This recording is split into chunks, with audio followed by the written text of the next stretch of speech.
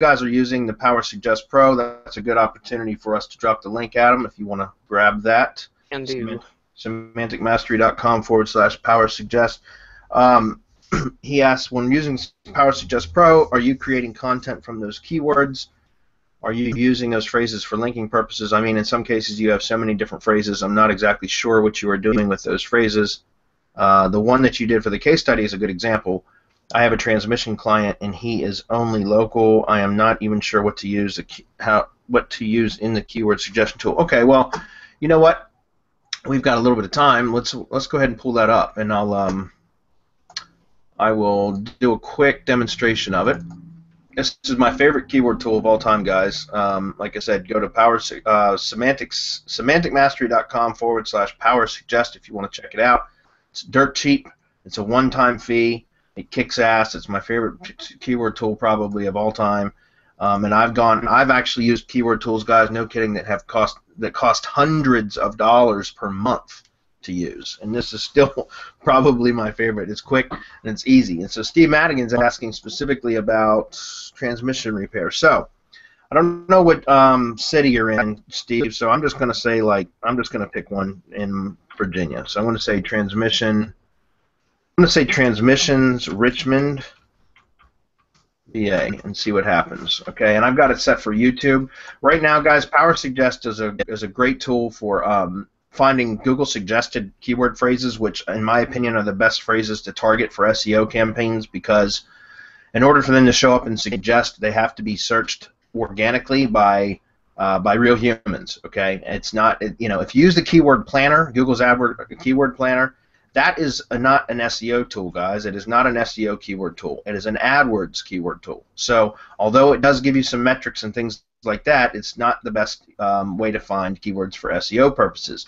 Power Suggest, in my opinion, or suggested phrases, in my opinion, is because those are what real people are searching for. Okay, and so you might not even, a lot of times you'll find really long tail phrases too, which are just dead simple, easy to rank for. So this tool right here will actually pull suggested phrases back from Google, YouTube, Yahoo, Amazon, eBay, and Bing. So you can use it for all different types of stuff. You can be specific to just YouTube if you want it, or if you do physical products like Amazon and stuff like that. Typically, I use just Google or YouTube for the stuff that I do. But it's incredibly powerful, and it's very, very fast. And I say this all the time, but for those of you that have not heard this yet, when you search with a mobile device, if you start searching in Google, go to Google right now on your smartphone and start typing in a search query, and you'll see that half of the screen is taken up by suggested phrases, and the other half is your keyboard. The other half is taken up by the keyboard, the touchpad keyboard. So there's a lot of mobile traffic that is driven through suggested phrases because people are lazy and they'd rather just click on a suggested phrase than to finish their search query, finish typing it out, right? And so that's why I said these are probably some of the best terms to use for SEO purposes. That, and there's a lot less traffic, there's traffic, but a lot less competition because everyone else is using the traditional keyword tools, right? So, anyways, I've got this. Go ahead. If I can interrupt for just a second, I've been doing a lot of keyword research with keywords with Power Suggest Pro, and I love the tool also. But I actually went in and started playing with TubeSift. Right. I couldn't help myself. I had to go into the rabbit hole, right? And that tool for finding videos and finding niches and finding the stuff where the money is going, I think it's just as good or probably a little bit better than Power Suggest, because Power Suggest won't pull up the actual videos. Right. Well, and as Justin said last night, that the developer Ted Chen, he's the one that actually developed TubeSift for him. so it's made by the same developer. So yeah, I totally agree with that, guys, and that was part of the replay from last night. If you guys want to check that out, just go visit that link that Adam dropped earlier. So with that said, I got transmission Richmond, VA stuck in here. I'm going to click search. Okay. Now that's a pretty narrow term, so I don't expect to get a ton of hits back. But you can see that already it's pulling back, and I've got it set for recursive, which essentially means it's going to search for transmissions Richmond VA, and it's going to do transmissions Richmond VA A, transmissions Richmond VA B, transmission Richmond VA C. and it's going to go through and scrape all those keywords. Then it's going to go back and do it again on each one of the keywords that it scraped. And you can see right here is the list. It returned 20 keywords. This is a very narrow niche, so it's not going to return a lot. But if I were to copy all those and stick these into a notepad where we can see them a little bit better, you can put them in a CSV file or whatever. Let's go raise the font up a little bit so you guys can see them. Okay, and so here, now you can see that some of these are obviously going to be brand terms, but let's see what else. Rebuilt transmissions, that's a keyword suggest phrases there. Used transmissions for sale in Richmond, VA. So there are some terms here, even for a rather narrow niche, that are coming back as suggested phrases, okay? So, in order to answer your question, Steve, there's, by the way, this supports wildcard, which would be an asterisk. So, in other words, if you wanted to check out, like, different sorts of keyword terms and phrases and see what else that this can reveal, because a lot of times you'll find stuff that you never even would have thought of that has a suggested term, search phrase for it, which means that it's getting traffic. And so you can use an asterisk, and what I mean by that is let's broaden this up just a little bit, and so that we can get more results, and I can show you what I'm talking about. But let's say auto repair was something that you were talking about, right? You could say auto repair. In fact, let's go even a little bit broader, and I know that this might not, but I just want to show you the use of asterisks. You can play with this some more on your own, Steve. But check this out. If I do an asterisk repair Richmond, VA, and I click search, now you're going to see this thing's going to start returning a lot of keywords because it's going to replace that asterisk with all different types of phrases, and then since it's on a recursive, it's going to keep searching and through all those terms that it's pulling back, it's then going to go back and do another suggest search A through Z with that seed term as well. So I hope that makes sense. But if you take a look at, I'm just going to stop it because this thing will run for a couple minutes. But right now we're already at 347 results. So let me click stop. I'm going to copy all. I'm going to come back over here and paste them in. And now take a look at this. This is where you can start getting ideas for other keywords and stuff as well. And like I said, Steve, I just wanted right now to use this as an opportunity to show you what the asterisk function will do.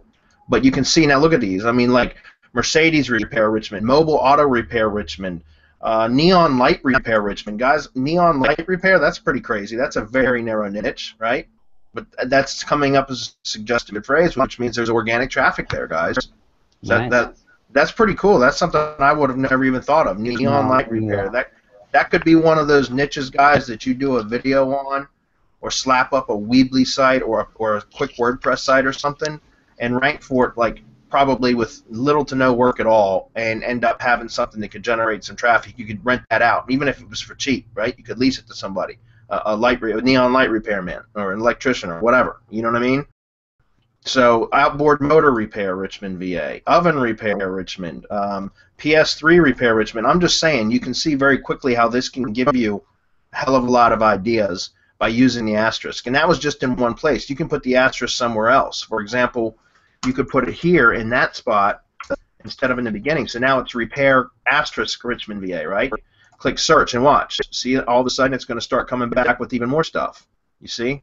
So my point is that this tool is really, really good for bringing up a lot of keywords and identifying keywords that have traffic, or else they wouldn't be suggested phrases, very, very quickly. All right, and a hell of a lot quicker than a lot of the other keyword tools do. Now, that said, to answer your question, what do we do with those different phrases? Well, typically what I will do is I will take the returned results. I'll go through and I'll filter them, and by that I mean I'll go through and I'll eliminate or delete the ones that really have no use for my particular topic or niche or whatever that I need the content for. But the ones that remain, then I will hand them over to my writers, whoever I'm using to write the articles, and say, look, here is what I want my main topic to be, and here is what my title. I usually generate the title or tell them to work the main keyword into the title, and that's it. And then I give them a list of the remaining keyword phrases and say, work these in naturally if possible. It's not necessary to use all of them. Just select them as needed throughout the content. Try to use them because those are great for co-occurring or LSI type keywords, right? It makes your content more robust. Your content can rank for more than just one keyword phrase, which is like the traditional SEO way to optimize content over one main keyword. You get much better results when you can have multiple variations of the keyword in the article, right? Also, sometimes it makes sense to create silos with it. Now, a lot of them are going to be very similar. So, for example, if we go back up to the transmission repair one, again, that's a very narrow niche, so you're not going to need a lot of content for that anyways, right? But what I'm saying is you got like a manual transmission, let's see, manual transmission cars for sale, so that's probably not a good one, but you've got rebuilt transmission, used transmissions. I didn't see transmission repair. We could probably get that if we looked for it. But what I would say, Steve, is just the way that you use those keywords is to just use them within the content. You don't need a lot of content for that type of a business, I can tell you that, right? Because it's not a type of a business that puts out a lot of content. So you don't want to be like, the weird one that does a ton of content. It wouldn't really be necessary. So I would just set up, like if you're doing video stuff, Steve, then it makes sense to go ahead and target any phrases that come back that are related and set up a YouTube silo. And then use all those different videos as supporting articles, supporting videos to rank the main one, which would be, transmission repair plus city, okay? Because they're related. But for content on a blog, I wouldn't, try to put separate pieces of content for each one of those like long tail phrases. It wouldn't make sense. Instead, I would create one good article or one good page on the site that would target, would use several of those terms in the content itself, optimize it well, drive some backlinks to it, use that as your link target within your videos if you're doing video syndication, that sort of thing.